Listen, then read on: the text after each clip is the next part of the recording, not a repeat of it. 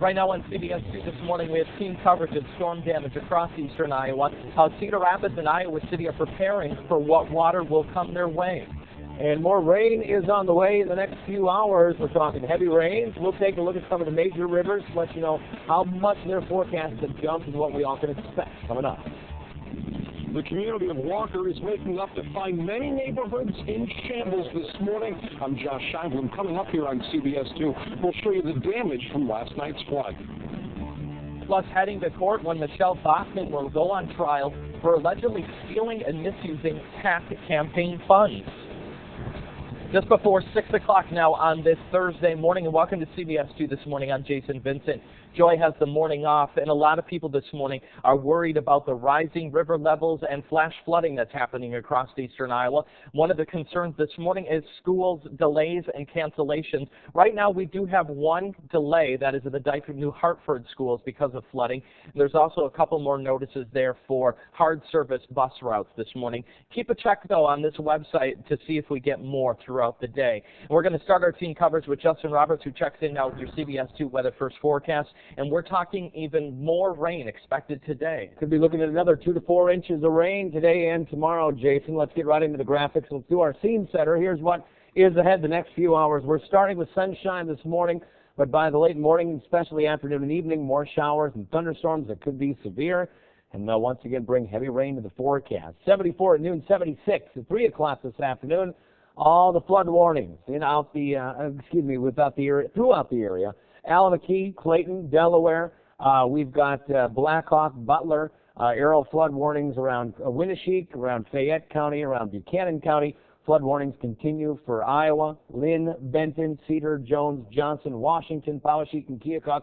Basically everything in southeast Iowa, flood warning.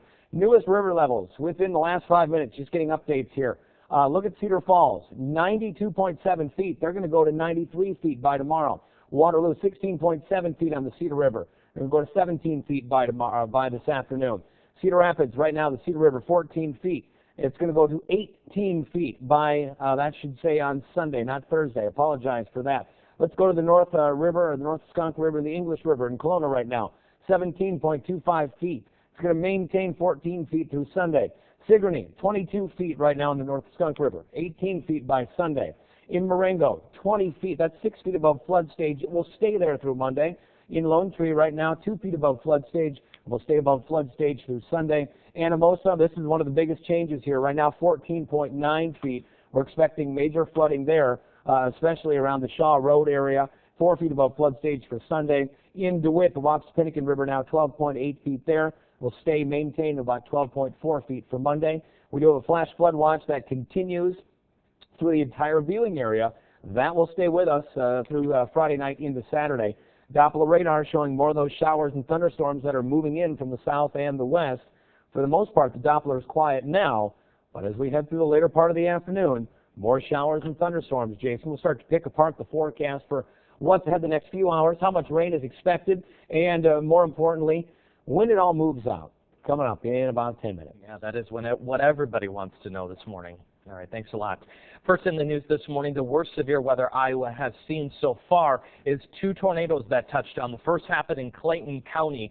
Here's a picture from one of our photographers of some of the damage there. You can see it completely destroyed a barn, and the items in it were thrown everywhere. The homeowner tells us they took cover inside their home as that tornado went through their property. And right across the river in Wisconsin, another tornado touched down at the Jellystone Campground in Bagley, Wisconsin. The reported tornado blew over as many as 4 campers. Several trees were also knocked down, some of them landing on top of campers. The storm also knocked out power for many. We got several trailers on this site and stuff here. A lot of trees down, electrical wires. About half the township's off power right now. So what we've seen on their survey of the township. The good news, the fire chief says no one was injured. And back closer to home this morning, it's flash flooding and high water many are dealing with. One of the worst areas this morning is Walker, and that's where we find Josh Scheinblum live with a look at what it looks like this morning. Good morning, Josh. Good morning to you, Jason. There is a lot of cleanup work that's going to have to be done here in the city of Walker, and a lot of damage to show you all here this morning. I'm standing in somebody's front yard right now, and you don't have to look too far to see how those high waters destroyed a number of pieces of property. You'll notice there in the background there's a deck, but that deck has no pool. You look about 20 feet behind it, and it is crumpled up around a tree like a piece of paper, truly giving you the impression of just how strong that water is that came right through here. Let's look over here for a second also, if we can. There was a volleyball court here at one point, completely sand. You can actually make out the foundation here. The sand has been washed away. It knocked down a fence. It moved even more debris over into the road. And that's when you look over at the road, you see how it's affecting local businesses here. We've seen a number of folks here in the neighborhood driving around trying to assess the damage that's going on. And this over here, this is Shaban's Market. This is a grocery store. This is a florist. And it looks like they are also going to be having some very tough days ahead.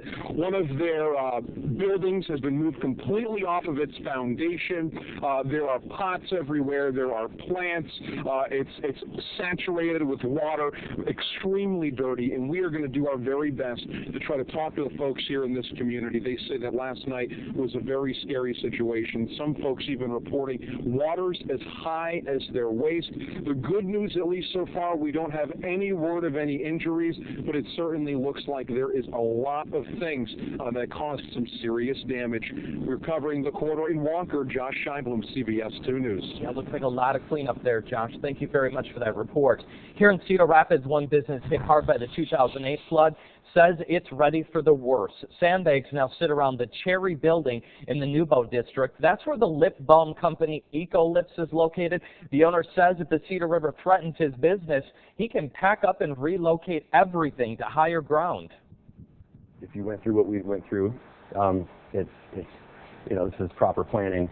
We've got a semi-truck available on call. I've got another facility, another warehouse where we could be up and running in 24 hours. City crews have already put up barriers over the flood drains along 3rd Street Southeast. The city of Iowa City is also getting ready for those flood waters. The city says they expect Dubuque Street to start going underwater this morning and be completely covered by later tonight. For that reason, the city is giving residents free sandbags. Some residents are taking their preparations even a step further. I've rented a storage room, pretty good sized storage rooms, and I'm consolidating all my papers, photographs, personal items.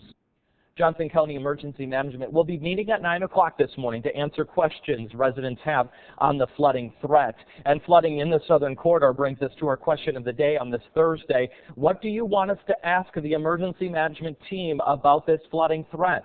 We've got a lot of great questions so far on our Facebook page, but give us your 2 cents. That's at KGIN CBS 2 on Facebook. We're going to share your thoughts coming up at about 6:25. And one of the areas in Johnson County of biggest concern is the University of Iowa. They have put a plan in place to protect their belongings and buildings. We're continuing our team coverage with Mugo Digwe, who is live this morning on campus with what efforts are taking place. Good morning, Mugo. Good morning to you too, Jason. We're standing outside the university's Music West interim building, and it's one of the areas that will be closed off sometime later next week if water does get into this area. And the university's already taken some precautions. As you can see over here, they have the road closed signs. Now, cars can still drive by, but if water does get into this area, the road will be completely closed off. Something else the university is doing is that they have a 3-barrier wide HESCO wall that has been placed outside the Mayflower Residence Hall. Now, because of that, the road has been closed off 1 lane north of Dubuque Street. It will continue up until Saturday this week. Something else they're also doing is that they have more HESCO barriers being added to other buildings like the Iowa Advanced Tech Lab, the Iowa Memorial Union, and even the theater building. Now, these are some of the buildings that were damaged in the floods of 2008, so the university say they're taking a lot of precautions. That being the case, we're following our plan and taking much more aggressively the protection of the campus and protection of campus facilities.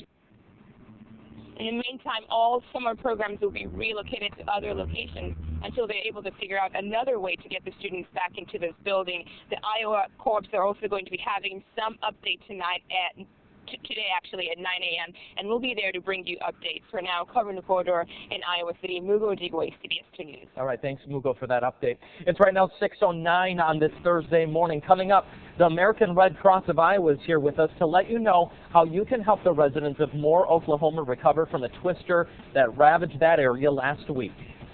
Showers and thunderstorms on the way, but on the way to the bus stop this morning, you'll stay dry. Take a look at the graphic. 71 degrees Iowa City, 69 in Cedar Rapids. We'll start dry, but look what happens this afternoon. We're talking more rain and more flooding concerns. Next.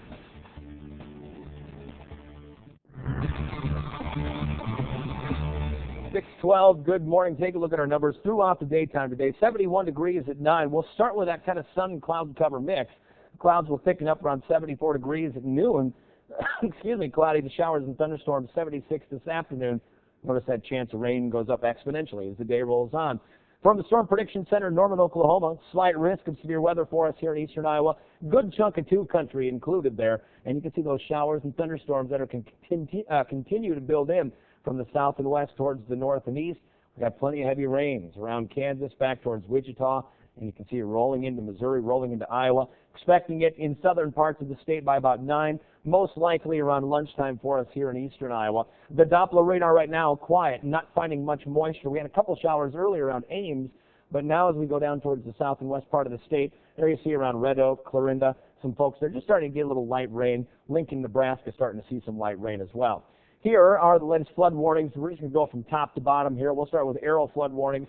This will be around Winneshiek County and kind of back towards Fayette and Buchanan County. That means basically just a small area along the river. We're talking the Upper Iowa River and the Volga River there. But then we get to some of the larger warnings here. More county-wide flooding around Alameda, Delaware, Clayton counties, back towards Cedar, Lynn, as well as Benton County. We'll go up to Black Hawk and Butler counties there too.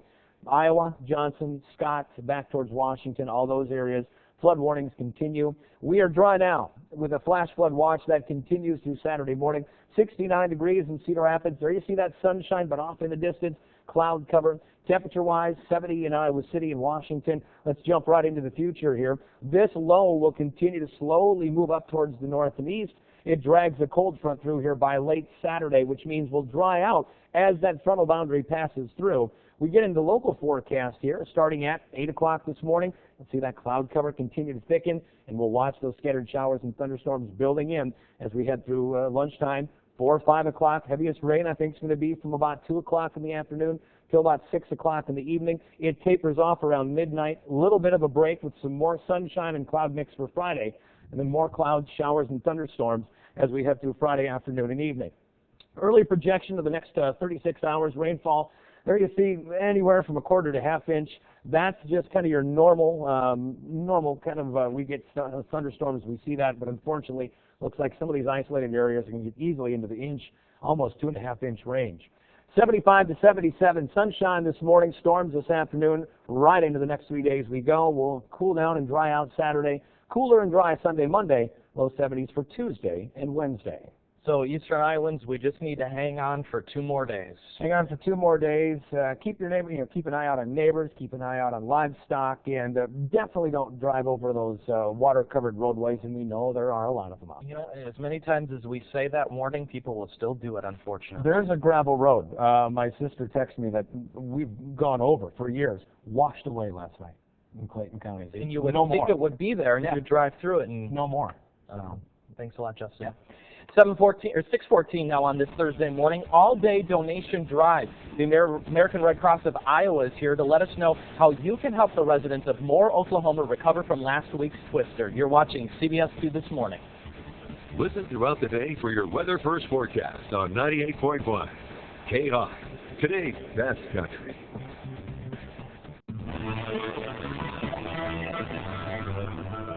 6:17, welcome back, everyone. CBS 2 and the Red Cross have teamed up to help those affected by the devastating tornado last week and more. And joining us this morning to tell us about it is Kara Kelly with the Red Cross. Thanks for being with us. Hi, Jason. You know, as we're dealing with our own disaster here now, we're still focusing our efforts down in Moore, Oklahoma, where they have a lot of recovery ahead. What are we doing to help them? So more than 900 Red Cross disaster workers are in more, and we're doing things such as, handing out supplies, batteries, sunscreen, even pet food.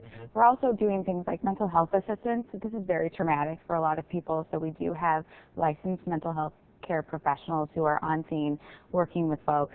And then, helping folks figure out how to get back on their feet. So a lot of paperwork and things like that it's really hard to do alone. So our Red Cross workers are there to help out. And that's what we're really trying to move into now, is that recovery process. A lot of that cleanup has been done, but how do these people now move forward with no home and those mental effects, as you said? That's the big question. That's right. So, we'll be on scene for as long as it's necessary, helping people figure out what's next for them, find the appropriate housing, and work with FEMA and kind of help bridge that relationship for them. Do you have a number from how many Iowans went down there to help out?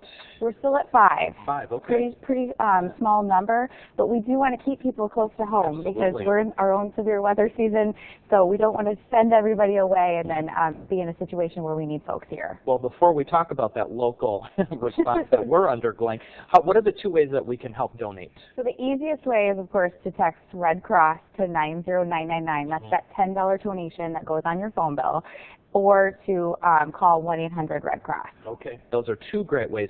Also, we do have a 3rd way. That's through the Sinclair Relief Fund through our company, CBS 2 and Fox 28. If you're unable to call or text, you can also mail a donation to here at the station. Just make sure to put on the memo line there for the Tornado Relief Fund so we can get that money to the right areas. Now let's talk locally real quick here, because we've got a lot of issues happening here. Where are you responding right now? So really, it's kind of been a wait-and-see mode for most of us for the week. We have been handing out a lot of those cleanup kits in northwest Iowa, also in New Hartford for folks in Butler County. We've got teams on standby to set up shelters if necessary in Butler County and in Johnson County. And we've been doing damage assessments, too, to see who needs help and where we can give our time the best. So if there's somebody sitting at home right now that has flooding and need a flood cleanup kit, is there a way they can get them?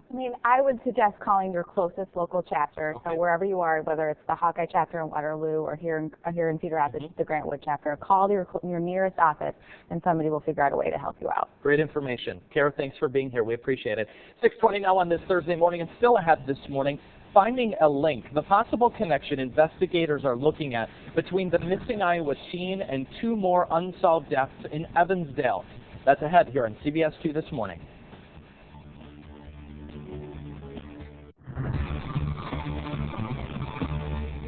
.622, let's take a look at the Doppler radar. Quiet now, but the old girl's going to get a workout this afternoon. We got more showers and thunderstorms on the way.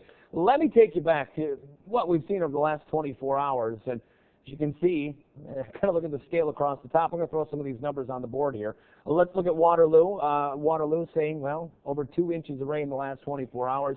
Dubuque, you folks have kind of escaped unscathed here. There's Cedar Rapids north of town here. Let's call it around Center Point. About 2 and 2/10 of an inch, so 2 and 2/10. That's a lot of rain in 24 hours. Let's go up towards Manchester area, where they've seen anywhere from 1 inch and 3/10 to some spots 3, almost 4 inches of rain. So northeast Iowa, certainly you folks got the brunt of it yesterday. Des Moines, kind of back towards the Ames area, anywhere from 3/4 of an inch to 1 inch. Iowa City didn't get much. Cedar Rapids didn't get much. It went all around us. Today is our turn. Cedar Rapids and Iowa City, we have that risk of severe weather, and it's going to start in the southwest and build right up towards the north and east. That's the line of showers and storms we're watching right now around Kansas City. This entire complex here is going to continue to swing on up towards the north and east. The low is here. You can notice that counterclockwise motion around the low. As we jump right into the future, we've got temps in the 60s and 70s, most part 70s now. Watch the timing here. We'll start at 8 this morning. Clouds continue to thicken up. Around 11 o'clock. There comes the rain. By lunchtime, scattered showers and thunderstorms. Into the afternoon we go. Heaviest rain, again, I'm expecting from about 2 o'clock in the afternoon till about 6 o'clock tonight. We'll start to see these showers tapering off. Looks like northeast Iowa, you folks will stay in some heavy rain till about 9, 10 o'clock. We'll see it all kind of shut down for a bit. Get a little chance to, unfortunately, re-energize with adding more heat and humidity to the forecast. We'll start Friday with some sunshine. That's going to cook up that humidity and that moisture that's built in, and that's going to kick off some mid to late morning showers again for Friday. Another round of heavy rain expected from late morning Friday to about 3, 4 o'clock in the afternoon. Then we'll start to see these showers tapering off. We'll stay cloudy with some light rains expected through about 11, 12 o'clock Saturday morning into noontime. And then by Saturday afternoon, the rain tapers off. We'll cool down for Sunday, upper 60s, low 70s Monday, Tuesday. By Tuesday afternoon and evening, more showers and thunderstorms develop, Jason, and we'll look for some periods of moderately to heavy rains for late Tuesday into Wednesday of next week as well. All right, thanks a lot, Justin.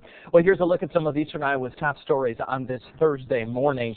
The family of a missing Iowa teen is asking Senator Chuck Grassley to push for stricter laws for offenders who commit crimes against children. Police say Kathleen Shepard and a 12-year-old friend were abducted last week while walking home from school in Dayton. The younger girl managed to escape. Kathleen's father wants Grassley to support stricter sex crime penalties, which he argued could have prevented his daughter's abduction last week. And the Evansdale police chief hopes to know next week whether the man accused in the Shepard abduction is linked to the abduction and death of two cousins. Elizabeth Collins and Lyra Cook vanished while riding their bikes in July. Their bodies were found several months later in a Bringer County park. Investigators say they are trying to retrace Michael Klunder's steps as well as looking at his phone records. And in just a couple of hours, Johnson County Emergency Management staff will be talking with the media in Iowa City. The Corps of Engineers, Emergency Management, and others will be giving a flood update and answering any questions you might have concerning this flood threat. And you've got anything want to ask them, check out our question of the day on Facebook and leave those questions there. And that is bringing us to our question of the day on this Thursday. We want to know, what is it that you want us to ask the emergency management team about this flooding threat? Let's go to our Facebook page and see what some of you are saying this morning. Let's start off this morning with Ricky Davis. He wants to know simply, where can I help? And I'm sure a lot of people are wanting to know that same thing, and hopefully we can get an answer to that because certain people will need help. Now let's talk to Kathy, who says, do you think we should dredge the Cedar River before the 5-in-1 dam and after the dam? I think if they go far enough upstream, it would help out Ellis Park and several streets. Also, let's talk to Lori this morning. Lori says people have been getting warnings for a few days now saying that this flooding in Cedar Rapids will be at 18 feet. I've watched the NOAA graphs, and they were saying 15.1. Now this morning it's saying 18. The flood of 2008 was the same way. They just want some clarification on how high that level is expected to rise. We're going to try to get all of those answers. Mugo will be at that press conference at 9 o'clock, and we'll have the latest at CBS 2 News at noon. Well, good morning again. It's right now 6:27 on this Thursday morning. Iowa flood waters. I have a feeling we're all going to be gone from here, and just not sure what we'll come back to when we come back. We had to one very hard-hit community this morning and tell you how high the Iowa River is expected to crest for some homeowners in that area. You're taking a live look over Cedar Rapids, and check out that. We've got some sunshine, actually, but it sounds like it's the calm before the storm. Justin Roberts has news of more rain moving in next on CBS 2 this morning. Right now on CBS 2 this morning, a call for change. Why one Iowa senator says he cannot help the family of the missing Iowa teen, and how officials are broadening the scope of their investigation into Michael Klunder. But first, we have team coverage of storm damage across eastern Iowa, how Cedar Rapids and Iowa City are preparing for what water will come their way. We've got the latest on more rain moving into the forecast, and bulletin from the National Weather Service now telling us Manchester is underwater. We're talking downtown. We'll get you the latest report from there and see if we can link up with KMCH in Manchester this half hour to find out what's going on up there. The University of Iowa is gearing up for some flooding. I'll tell you about the precautions they're taking coming up. 6:31 on this Thursday morning, and welcome to CBS 2 this morning, everybody. I'm Jason Vincent. We do have some breaking news from the National Weather Service this morning. I want to bring in Justin Roberts right now with your CBS 2 Weather First forecast, and you're getting word about some major flooding happening in Manchester this morning. Yeah, we're from the National Weather Service, the water in downtown Manchester. That would be kind of where, if you are familiar with downtown Manchester, you take Highway 13 essentially down back towards the west. It dips downhill, and there's a car dealership, there's a Hardee's there's a Burger King there. This area is prone to flooding. Well, now reports saying that water has come up within the last few hours, and numerous businesses downtown Manchester now are underwater. So if you'll forgive me here, I'm trying to get cast a net real quick. One of our weather network stations is KMCH in Manchester, and try to link up with them if we can here within the next 20 minutes or so and get a full report from them. So we'll keep you advised of that. This is just the beginning, friends, unfortunately. I hate to be the bearer of bad news, but we're going to hear a lot more of this sort of thing. Take a look at the forecast here. We got more rain coming yet this afternoon. It starts as early as 10, 11 o'clock this morning. Let's take a look. There is that risk of severe weather for eastern Iowa once again. Wind, hail, periods of very heavy and torrential rains. Right now, the rain just well to the south yet, but we're going to start seeing it cross over in the far southeastern border here within the next hour or so. We're talking Hannibal, Missouri right now, getting some heavy rains. You can see it from Kansas City back up to Wichita, swinging to the north and east. Here's what it looks like locally. Not a thing right now, but don't be complacent. We've got all these flood warnings that are currently in effect for the next day or so, as far north as Butler County, down through Iowa City, Cedar Rapids, Vinton included, Marengo, Waukon, all the way back down. That flood warning for Delaware County as well.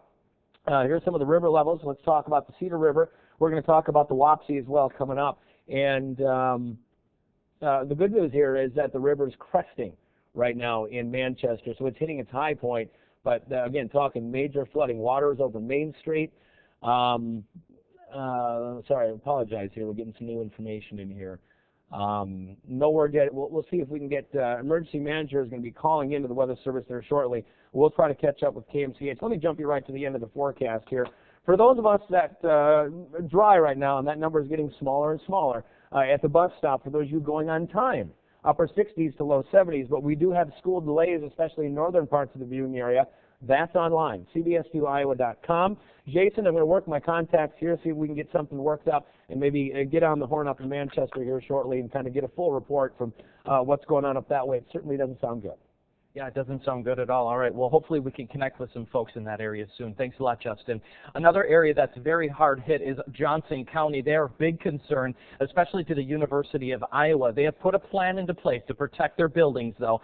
Starting off our team coverage is Mugo Odigwe, who is live for us this morning on campus with what efforts are taking place. Good morning, Mugo. Good morning to you, Jason. You know, as the university gears up for this flood, they are putting some precautions around the area already.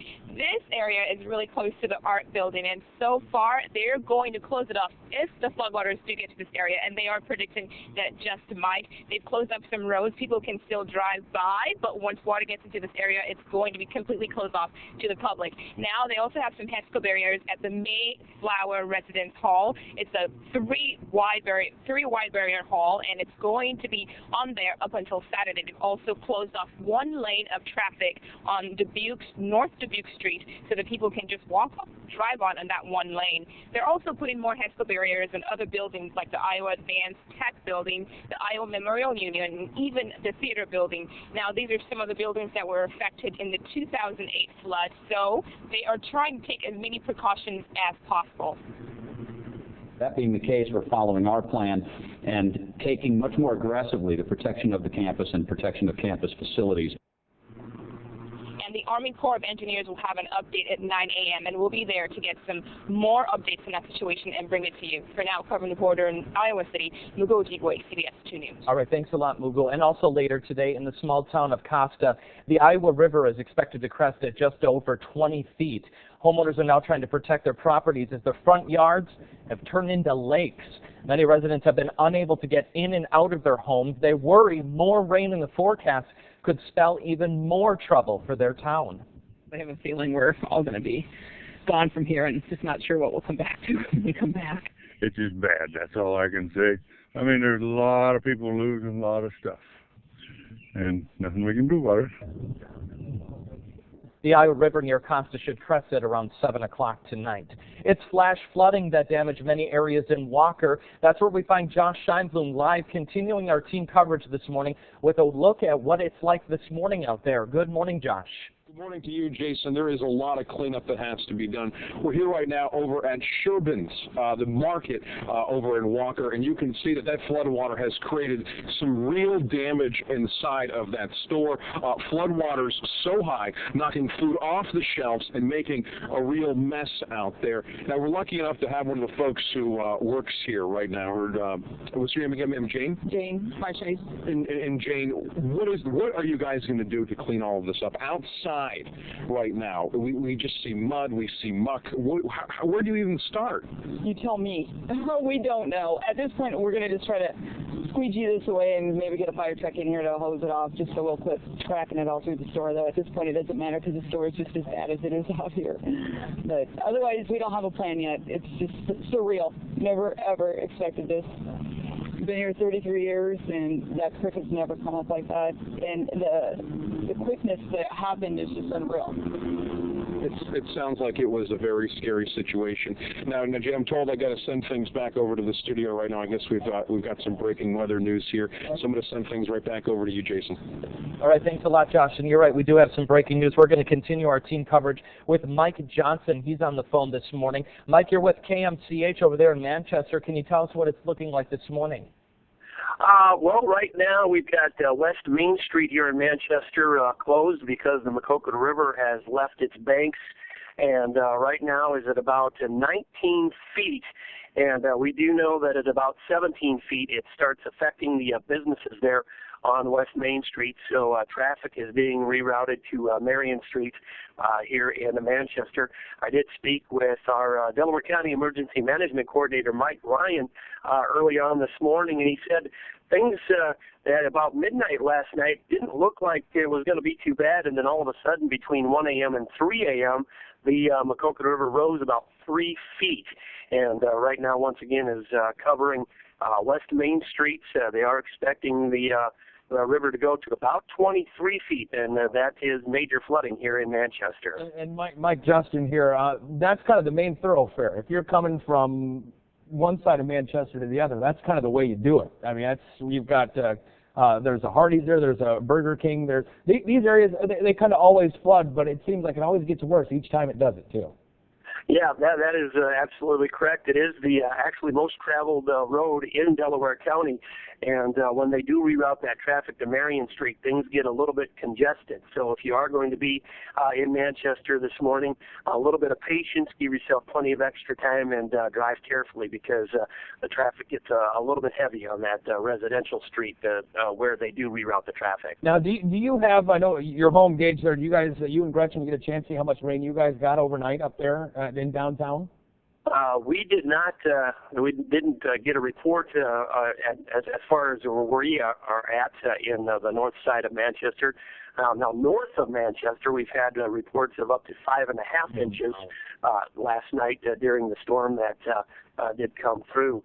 So lots of reports of water still standing on roads throughout Delaware County as well. Now, Mike, how about the impact on businesses? Have you heard any businesses that have been flooded out because of this along that Main Street area? Not yet. I do plan on getting some reports a little bit later on this morning. But like I said, at about 17 feet, we know that that's when the water starts making its way into one of the businesses downtown, Smitty's Tire and Appliance. So I'm sure that as of early this morning, those folks down there have been preparing and moving whatever they need to move out. And now, one thing, after our last flood in 2010, there is actually only a couple of businesses down there now. Sure. A couple of them have moved out. There have already been a few buildings that have been torn down by FEMA because of the floods that we've had on West Main Street. But there are still a couple businesses that do get affected when the Maquoketa River rises down there on West Main Street. Well, Mike Johnson, thank you so much for joining us. We appreciate it. Mike is with KMCH, one of our radio partners in Manchester, talking about that significant flooding that is happening in their downtown area. And unfortunately, this is going to be a common thing. This is going to be a common thing. And we've got coming up here, we'll take a break here. We'll come back. We're taking a look at some new river levels and new forecasts. Some of these forecasts have jumped 3 to 4 feet. So we'll talk about that. It's, 6:41. We'll take a look at your forecast, including those river levels and more rain. What up next?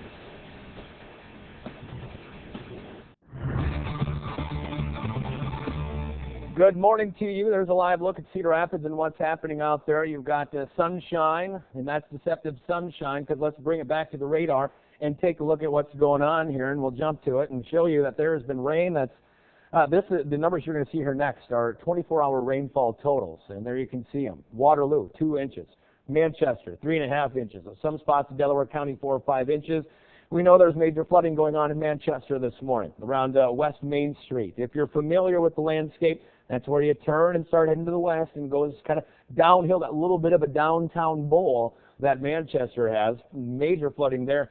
We heard 23 feet possible on that river, the Maquoketa River there. 17 feet is kind of the action stage. They're looking at a level almost 23 feet right now. Come down to Vinton, you see 2 inches of rain there. That is what's fallen in the last 24 hours, and we're going to add more to it, unfortunately. Slight risk of severe weather out there today. Basically, late morning to the afternoon, these storms will continue to move in through eastern and northeast Iowa, and they'll bring with them that chance of flooding rain. So stay advised. Let's go to the weather graphics now and take a look at what's happening there. We got the latest flood warning. As you take a look at those weather graphics, please, we'll jump to the weather computer. You can see showers and thunderstorms here that are moving into the south. We need to jump to the weather graphics, please, guys, if we could. Thank you. We go up to Alameda County, back towards Clayton and Delaware County. There's our flood warnings, as well as Butler, Blackhawk, Benton, Cedar, Lynn, Jones, Johnson, and Iowa counties, all rivers running high. Let's take a look at some of those numbers real quick. Conesville, 14.9 feet. The expected forecast now 17.9 feet. Cedar Falls, 92 feet, expecting 93 feet by tomorrow. Cedar Rapids, this is a big change here. The river currently 14, just over 14 feet, going to jump to 18 feet through the day today, and that's going to jump pretty quick. So we're going to be about 6 feet above flood stage.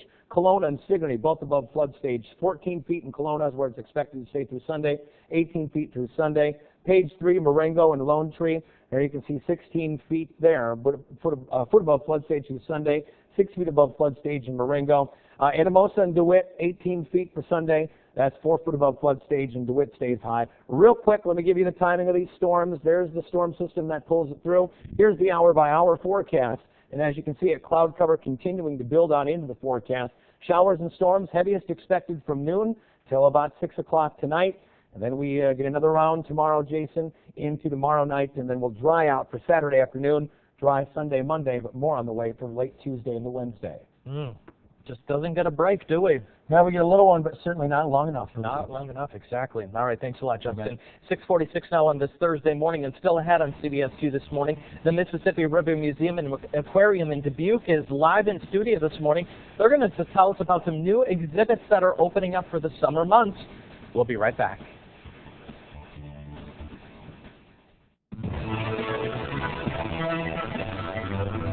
6:49, welcome back. This morning we're glad to have John Sutter with us again. He's from the Mississippi River Museum and Aquarium in Dubuque. And John, the kids are getting out of school now, and you have 2 great ways to keep that education going through the summer months. Let's start with the first one, and that's the Ham House. Yeah, the Matthias Ham House is a great historic site in the city of Dubuque. It's located just at the bottom of Eagle Point Park. And Matthias Ham was one of the original Dubuquers, and came as a lead miner and made his riches lead mining. And we've got a really interesting exhibit up there this summer called Linwood Legacy.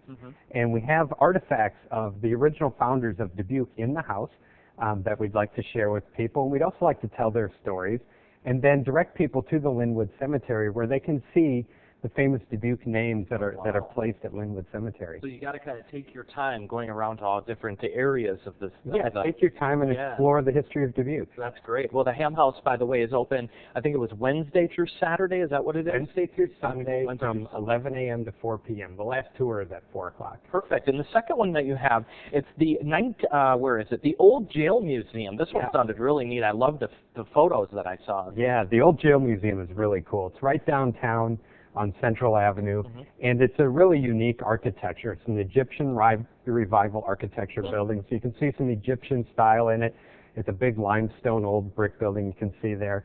And the real cool exhibit there this summer is the life of Julian Dubuque. You know, so many of us think we know who Julian Dubuque is, but when you go into this exhibit, you can see handwritten letters by Julian Dubuque where we determined how you really spelled Dubuque, and it is D-U-B-U-Q-U-E. Which has been some great debate. There's been some great debate. Some people spell it with a K or they leave the last E off in some historic writing. We also have some personal effects that were found at his grave site. We have his birth cradle that was found in his family home in Tres Rivers, Quebec. And Julian Dubuque is turning 251 years old this year. So we're just happy to celebrate his life. And part of that museum is this great age progression that you've put together based on his bones of what his face may have looked like, because you don't have any photos of him. We don't. He died before cameras were invented, never sat for a professional portrait. And what we had was his skull, a picture of his skull, and we shared it with Karen Taylor, who's a forensic artist, works with the FBI and the CSI television show. And as you can see, she took that skull and using our research about physical descriptions of him, people he hung out with, how he would have worn his hair, how he would have dressed, and this is what we believe is the truest representation of what Julian Dubuque actually looked like. Very interesting. Now, when was that jail operational? That jail was operational in Dubuque until the 1960s. Okay, so not too far back. Right. Now, what are the hours on that operation if people want to see that? The hours at the jail are the same as the Ham House, Okay. 11 a.m. to 4 p.m. Wednesday through Sunday. And you can buy a combination ticket and see both the museums as well as the National Mississippi River Museum. Oh, that's nice.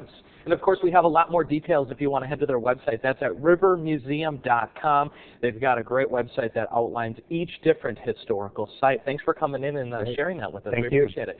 It is right now 6:52. We're going to have a final check of your weather and what we can expect in the next few days for rainfall.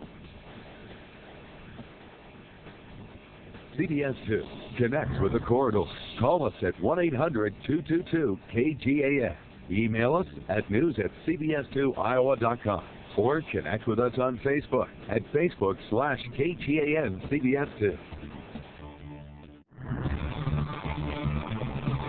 6:54. Good morning. We're taking a look. We'll start out with what's ahead the rest of the day today, starting at 71 degrees at 9. Come on in, 74 degrees at noon today. 20% chance of showers as more rain builds back into the forecast. 76 degrees by 3 o'clock this afternoon. Showers and thunderstorms, some of those could be severe. Now, here's where it's all coming from, down from the south and west, moving back up towards the north and east. That risk, here's the local radar. Nothing going on right now, but that's what we're looking at later. Showers, thunderstorms, strong winds, hail, and unfortunately periods of heavy rain once again. Now, we've got numerous flood warnings. We've got the latest river levels and forecasts there on our webpage, cbs2iowa.com. Just click on weather. Alameda, Clayton, Delaware County. Right now we know major flooding going on in Manchester. We'll check back in with those folks up in Manchester coming up in our 7 o'clock hour. Flood warnings continue for Black Hawk, Butler, down towards Lynn, Jones, Cedar, Iowa, Johnson, Washington counties. Let me take you to the flash flood watch that stays in effect through the evening tonight all the way through Saturday morning. And here's that rain that's going to continue to build into the forecast. Starts with some of that broken cloud cover now, but by lunchtime into the afternoon, more rains, heavy rains from essentially about 2 o'clock till 6 o'clock this evening. Could be looking at a couple inches. Some spots might even get 3 to 4 inches of rain because there's plenty of moisture here in the atmosphere. We get a break around midnight tonight. Starting the day tomorrow with mixed sunshine, we'll take a look at what's moving on as we roll through our Friday with that break. As humidity builds, the sunshine kicks right back into the forecast. That'll fire up more storms as we head through our Friday late morning, afternoon, drying out, tapering off Friday night to some light showers. Light showers for Saturday. We're dry Sunday, Monday, Tuesday, but more rain late Tuesday night through the day Wednesday in the low 70s. Oof, we just got a couple more days we can hold in there. Yeah. All right, thanks a lot, Justin. Well, we're going to continue our team coverage of all of these storm issues that we're dealing with over on our Fox 28 News at 7. We have Josh Scheinblum, who's live in Walker this morning due to flash flooding there last night. Also, Mugo Odigwe is in Iowa City with how they're preparing for the high waters. We're also going to check in with Mike Johnson, who's reporting for us this morning in Manchester as their downtown is underwater. We hope to see you over there in 2 minutes. In the meantime, stay safe, everyone, and have yourself a great Thursday.